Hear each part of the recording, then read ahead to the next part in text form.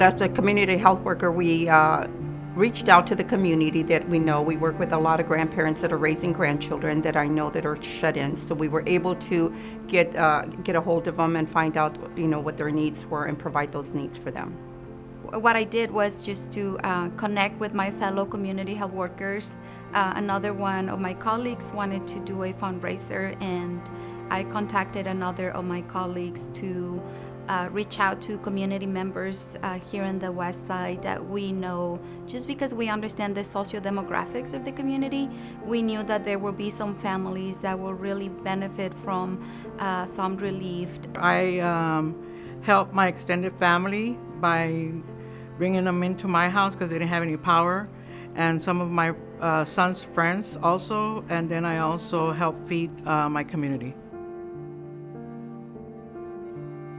What I learned about our priorities is that we need to make sure that we have the correct issues up front to be taken care of. And as a group, we can always work better than individually. So just reorganizing our priorities and staying organized with other community health workers, our family, and other people in the community.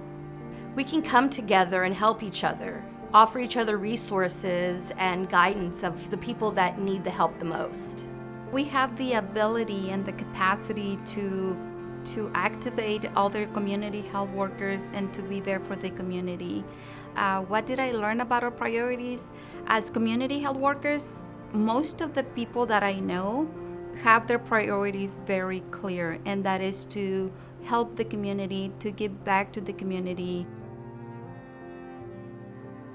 Hopefully there's no other winter storm like this, but the next step would be to maybe have a team in place of community health workers with different talents so that we can come together when something historical or traumatic like this happens to our city and our community.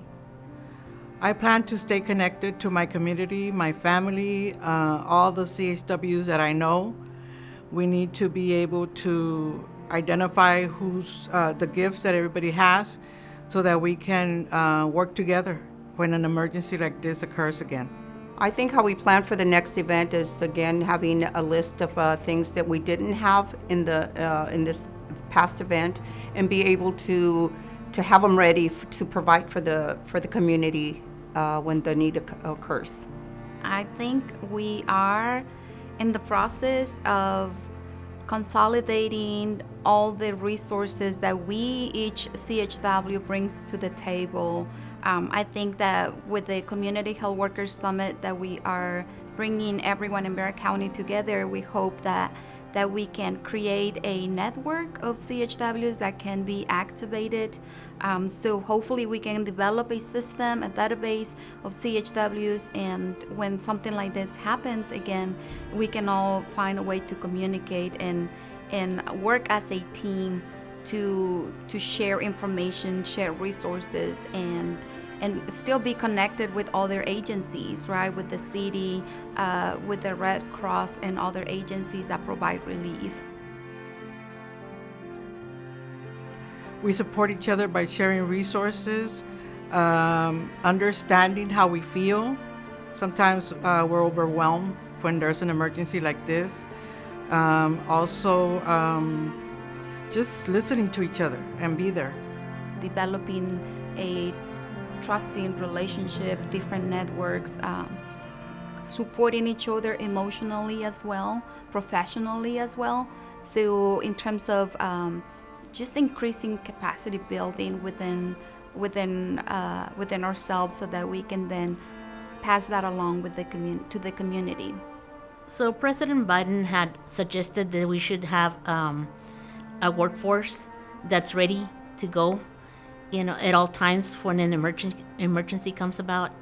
And that's what I would like to be part of, being a community health worker workforce that is prepared maybe in different areas, and that whenever there's an emergency, that we can jump into doing that type of work and working in that, in that area, and being And I think that it will give the community health workers an opportunity to specialize in different areas.